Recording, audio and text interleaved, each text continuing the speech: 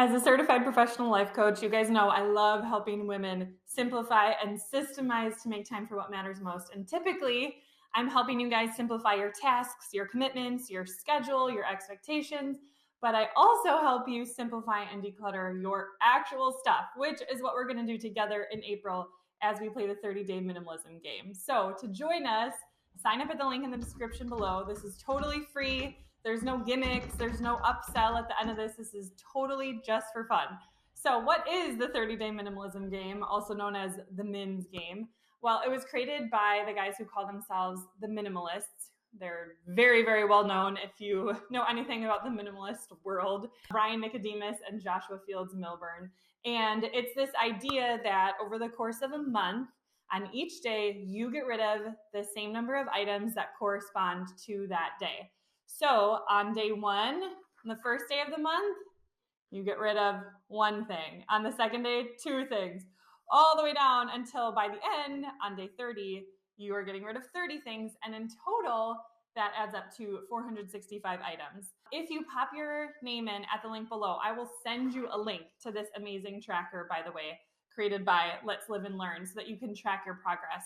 Now, most women, I did the minimalism game last year with some women in June, hundreds of women. We had so much fun. It was so great.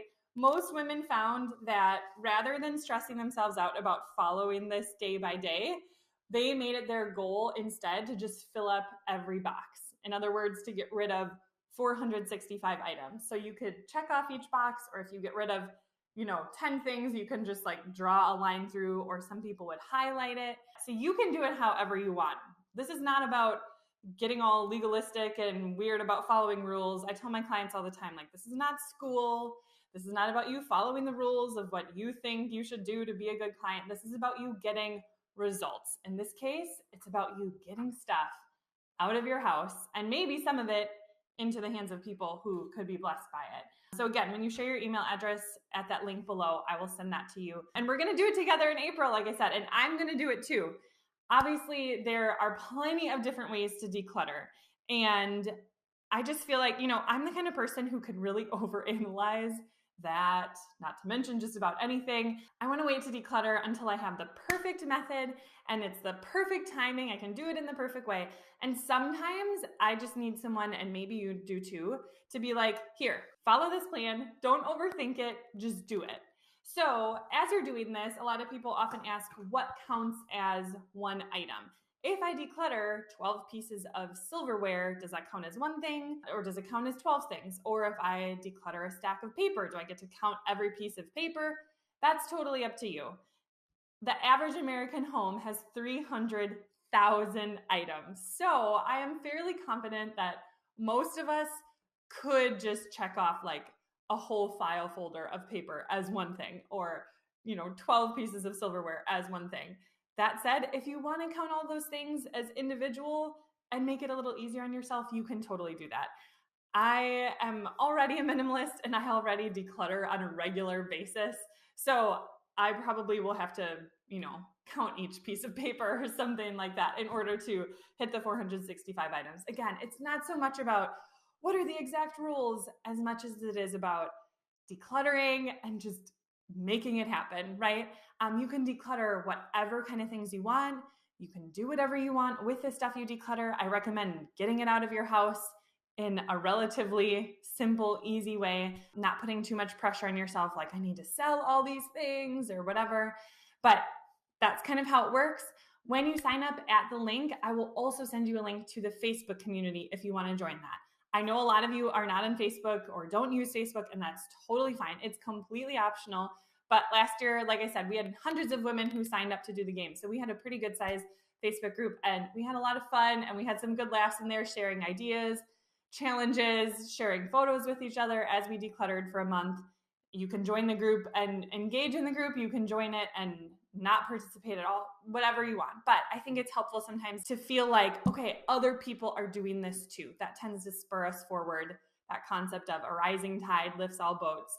And this is a community of like-minded Christian women. Not that you're not welcome if you don't fit that category, but generally speaking, most of us are women and most of us are Jesus followers. And so the way that we approach life and possessions is a little bit unique from how other people might. I will also email you my 15 questions to help you declutter more and faster PDF. These are 15 of my favorite questions that I have gathered over the years from other minimalists that I love and respect, as well as questions I've come up with on my own. And so I use these questions to help me when I declutter, to help me make decisions more quickly and more easily. And I recommend that you use this. And by the way, you can sign up and just get this even if you don't want to do the game, even if you just want the decluttering questions. But I recommend picking a couple or even just one and kind of making a pass through your stuff, going through one layer of stuff using that question and see how much you can get rid of. And then you can always choose a different question if you want. Don't ask yourself all 15 questions for every item. That would be intense. My two favorites, at least at this point, it kind of changes over time and depending on what I'm decluttering. But the two that I'm really loving the most lately are, first of all, one that's from the minimalists, the guys who created the minimalism game.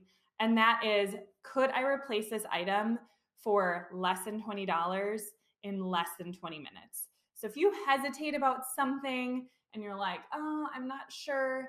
If you think, you know what, if I really, really needed that again someday, I could get it again, probably online pretty easily, or grab it at Target for less than $20 and it would take me less than 20 minutes, then probably okay to pass it on, to get rid of it, to give it to someone else, because the chance that that's actually going to happen is so small. And you also have the option of just borrowing something too. If you find like, oh, I need a 3-hole punch again, but I haven't needed one for many years, I will just borrow one from someone instead of go buy one. So that's a great question.